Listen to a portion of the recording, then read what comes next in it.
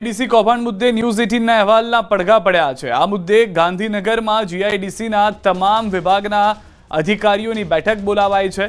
હાલમાં સામાન્ય રીતે કોઈપણ રિવ્યુ બેઠક વીસી એમડી લેતા હોય છે, પરંતુ આ બેઠકમાં ઉદ્યોગ મંત્રી બળવંતસિંહ રાજપૂત પણ હાજર રહ્યા। કૌભાંડને અનુલક્ષીને ભ્રષ્ટાચાર મુદ્દે અધિકારીઓની ઝાટકણી પણ કાઢી હોવાની જાણકારી મળી રહી છે। તો જીઆઈડીસી કૌભાંડ મુદ્દે જે ન્યૂઝ 18 ગુજરાતી અહેવાલ પ્રસારિત કર્યો હતો, અંદાજિત 500 કરોડથી મોટું કૌભાંડની આશંકા સેવવામાં આવી રહી હતી। તેને લઈને આ રિવ્યુ બેઠક બોલાવાઈ હતી, જેમાં ખુદ મંત્રી પણ ઉપસ્થિત રહ્યા છે। તો ગંભીરતાથી આ મુદ્દો લેવામાં આવ્યો છે તે પણ જાણકારી હાલમાં મળી રહી છે। જીઆઈડીસી કૌભાંડને લઈને શું વધુ આગળની જાણકારી મળી શકે છે, શું વધુ એક્શન્સ લેવામાં આવે છે, તેના ઉપર પણ સતત ન્યૂઝ 18 ગુજરાતીની નજર બનેલી છે। ગાંધીનગરના રિવ્યુ બેઠકમાં આ જોવા મળ્યું છે। બદલાવને લઈને પણ શું વધુ જાણકારી જે ન્યૂઝ 18 સંવાદદાતા ગીતા અમારી સાથે જોડાઈ ગયા છે। ગીતા, કદાચ પહેલીવાર એવું થઈ રહ્યું છે કે ખુદ ઉદ્યોગ મંત્રી બેઠકમાં હતા અને જે રીતના મુદ્દાઓ ઉઠ્યા છે, મહત્વના અપડેટ્સ મળી શકે છે।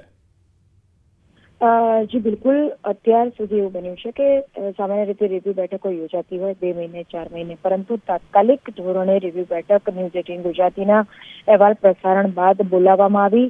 એટલું જ નહીં, જનરલી રિવ્યુ બેઠકમાં સમગ્ર ડિપાર્ટમેન્ટને નથી બોલાવવાનો હતો, પર્ટિક્યુલર 1 બાય 1 એક ડિપાર્ટમેન્ટને બોલાવવામાં આવતા છે, પરંતુ પહેલી વખત એવું છે કે જીઆઈડીસીના તમામ વિભાગોને એક સાથે રિવ્યુ મિટિંગ માટે બોલાવવામાં આવે છે અને જનરલી બીસીએમસીના અધ્યક્ષ સ્થાને આ બેઠક થતી હોય છે, પરંતુ પહેલી વખત કેબિનેટ ઉદ્યોગ પ્રધાને આ રિવ્યુ બેઠકમાં હાજરી આપી છે અને ન્યૂઝ 18 ગુજરાતી પર જે કૌભાંડનો પર્દાફાશ થયો તે કૌભાંડ મામલે અધિકારીઓને સારા શબ્દોમાં ખખડાવ્યા છે, ઝાટકણી કાઢી છે અને ફરી વખત આ પ્રકારની કોઈ ઘટના ઘટી તો આકરા પગલાં એમનો સામનો કરવા તૈયાર રહેવા પણ તેઓને જણાવ્યું છે।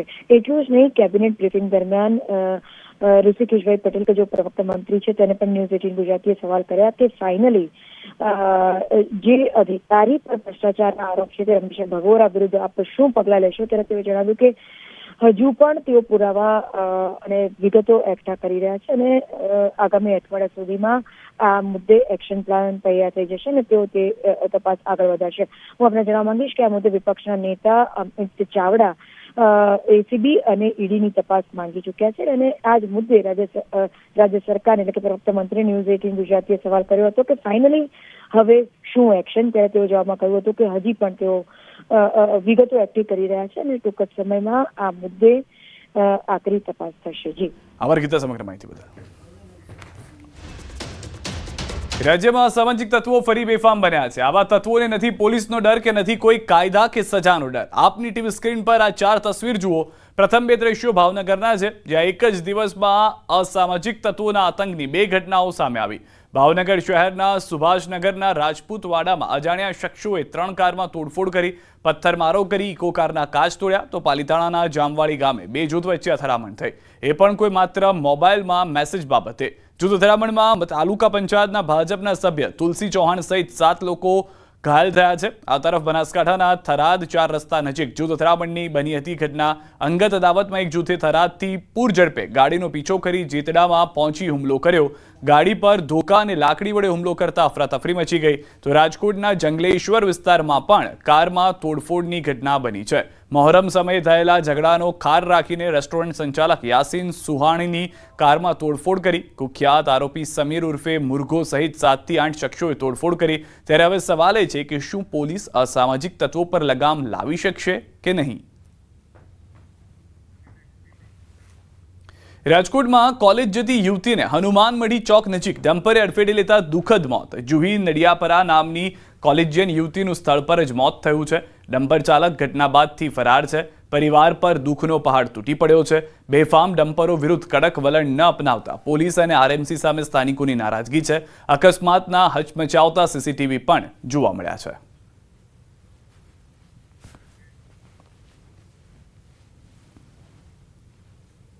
આવી બને પણ જ્યારે આપણી ઉપર આવે ત્યારે ખરેખર પ્રતિબંધ હોવો જોઈએ। વાહનમાં કાળજાના કટકા છીનવાઈ જાય। આરએમસી ની કેટલી મોટી બેદરકારી, બધાયની આમાં તો બધાયનો ગુનો લાગુ પડે, કેમ કે આ વાહન જ્યારે સ્કૂલનો ટાઈમ હોય આવા ટાઈમે ન રહેવો। તો અકસ્માત સર્જનાર ડમ્પર અંગે ખુલાસો થયો છે કે આરએમસી કોન્ટ્રાક્ટરના GJ36T0197 નંબરના ડમ્પરે સર્જ્યો અકસ્માત। વાહન ધીરજબા જયપાલસિંહ ગોહિલના નામે રજીસ્ટર હતું. સમગ્ર મામલે ગાંધીગ્રામ પોલીસે વધુ તપાસ પણ શરૂ કરી દીધી છે. રાજકોટમાં હચમચાવી નાખે તેવો બનાવ સીસીટીવીમાં કેદ થયો છે. બોલેરો જીપથી હત્યાનો પ્રયાસ સીસીટીવીમાં કેદ થયો છે. કુવાડવા રોડ પોલીસ સ્ટેશનમાં નોંધાઈ છે ફરિયાદ. નવાગામ આણંદપર ગામે રહેતા નરેશ ઠાકોર નામના વ્યક્તિ વિરુદ્ધ ફરિયાદ. ગભરુ સાસકિયા નામના વ્યક્તિએ નોંધાવી છે ફરિયાદ. ગભરુના ભાઈ શૈલેષભાઈ અને નરેશ ઠાકોર વચ્ચે અગાઉ થઈ હતી બોલાચાલી. વાહન અડકવા જેવી બાબતે થઈ હતી બોલાચાલી. જૂની બોલાચાલીની અદાવત રાખી હત્યાનો પ્રયાસ.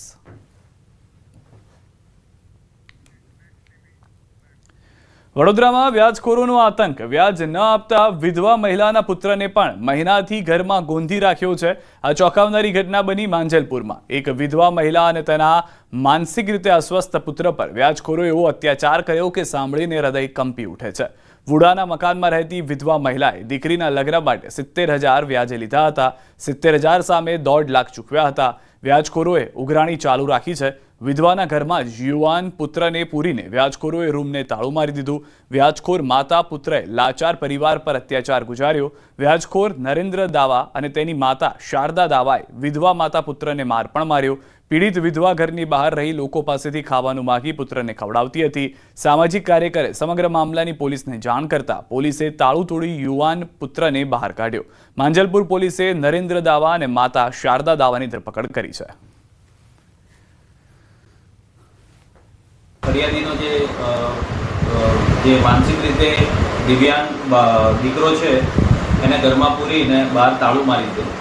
તો આ મુજબની ફરિયાદ રમીલાબેન બજાણિયાની આજે માંજલપુર પોલીસ સ્ટેશનમાં દાખલ થયેલી છે. જેમાં ભારતીય ન્યાય સંહિતાની કલમ 308(2), 127(2) અને મની લેન્ડિંગ એક્ટની કલમ 40, 42 અને 44 મુજબ ગુનો દાખલ કરી આગળની તપાસ ચાલુ છે. અત્યારે અમે માંજલપુર વિસ્તારમાં આવ્યા છીએ અને દ્રશ્યો તમે જોઈ રહ્યા છો. વ્યાજખોર દ્વારા એક પુત્ર છે તેને અહીં